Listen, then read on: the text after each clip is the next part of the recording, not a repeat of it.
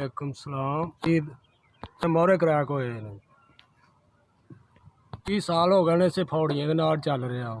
6 बच्चियां ने ते बच्चे आपो अपने व्याह गए ने। एक बच्ची व्याहने वाली उंदे गुजारे नाल चल रहा। फौड़ियां दे तां सहारे नाल चल रहा। होर मेरे कोई आसरा नहीं। जां अल्लाह दा आसरा जां 200 साल हो गए ने ते बच्ची कमा के लियांदी उंदे नाल आसरा पास करने। 20 साल हो गए ने। कोई कम्म नहीं कर सकदा, कोई कार नहीं कर सकदा।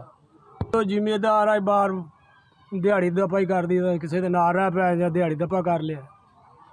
औखा ही चल रहा। बच्ची कमा लियांदी ते खा लेने।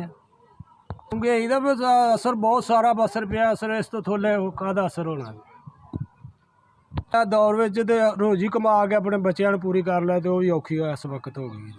नॉर्मल बंदे की जिंदगी पुत्र सौखी होती तो मेरा वक्त ऐसा आ गया। बड़ी औखी जिंदगी का टाइम आया। हूँ घर बरार दियां ठोकरां वास्ते लगा फिर रहा। रिश्तेदार कोई 100 दे जाता, कोई 50 दे जाता। उनकी बड़ी मेरी मेहरबानी किहड़ा दे देंदा।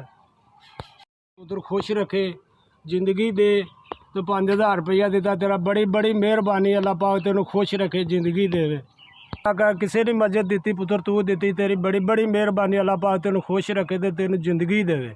पाक तेनों जिंदगी दे किथे भी रहना। अल्लाह पाक खुश रह तेनों खुश अल्लाह पाक रखे ते तेनों सोहनी जिंदगी देवे। पाक सारिਆਂ ਨੂੰ तंदुरुस्ती दे। तेनों भी पुत्र अल्लाह पाक तंदुरुस्ती देवे। पाक किन्ने किन्ने घली मैनू 10 घली जां 20 बंदे घली अल्लाह पाक उन्होंने खुश रखे ते जिंदगी देवे।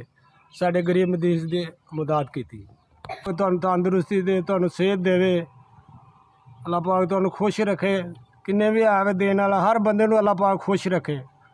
अल्लाह पाक तुहाडे बच्चियां नू भी तंदुरुस्त, तुहाडे पोतरे दोतरियां नू भी अल्लाह पाक तंदुरुस्ती दे। भैन भरा नू तुहाडे वालदा साहब नू भी सब नू तंदुरुस्ती